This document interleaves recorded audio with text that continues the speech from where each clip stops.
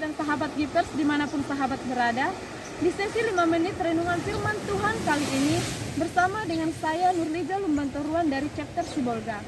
Hari ini saya akan sharing tentang kebenaran firman Tuhan dengan topik teruslah berdoa dari Matius 26 ayat 36 sampai 44. Ketika hidup saudara terasa begitu berat, apa yang saudara lakukan? Banyak orang hidup terasa sangat berat, stres, bahkan sampai tidak ada suatu pun tanda-tanda pertolongan yang ia lihat. Pertanyaan saya kepada saudara adalah bagaimana caranya supaya hidup saudara yang terasa begitu berat dapat teratasi?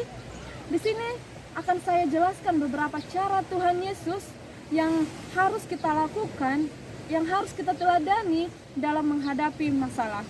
Yang pertama yang harus kita lakukan ialah berdoa dan bertelut-lutut.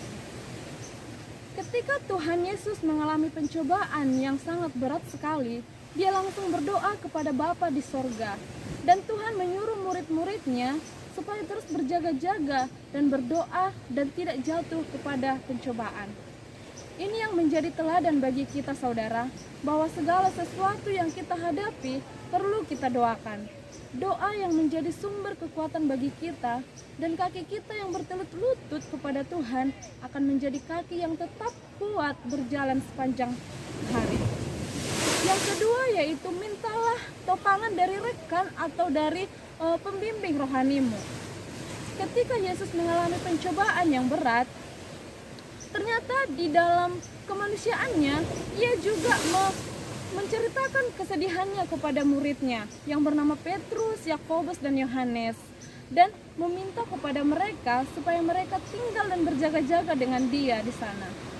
Jadi ketika saudara merasa memiliki masalah yang sangat berat, saudara dapat meminta topangan doa dari rekan saudara dan juga dari pembimbing rohani saudara. Kalau misalnya saudara tidak memilikinya, saya siap menjadi rekan saudara untuk mengatasi masalah saudara.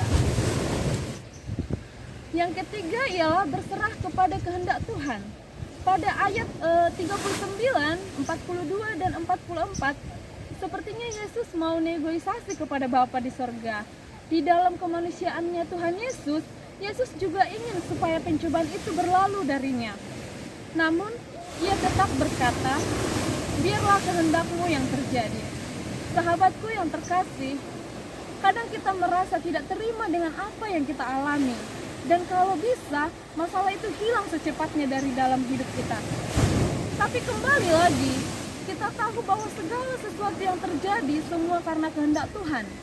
Ketika Tuhan biarkan itu terjadi kepada kita, berarti Tuhan ingin memperbesar kapasitas kita. Dan seperti yang tertulis dalam Roma 8 ayat 28 berkata, kita tahu sekarang bahwa Allah turut bekerja dalam segala sesuatu untuk mendatangkan kebaikan bagi mereka yang mengasihi Dia, yaitu mereka yang terpanggil sesuai dengan rencana Allah. Kita kembalikan lagi bahwa otoritas hidup kita ini kepada Tuhan. Demikianlah renungan firman Tuhan yang dapat saya sampaikan. Saya harap sahabat semua terberkati. Jangan lupa di like, di share, dan juga di subscribe channel kami ya. Kalau misalkan ada yang mau bertanya, boleh kok diisi di kolom komentar. God bless you. Hai sahabat, jangan lupa tekan tombol subscribe dan loncengnya ya. Dipastikan kamu akan terima informasi tentang video terbaru dari kami. Shalom.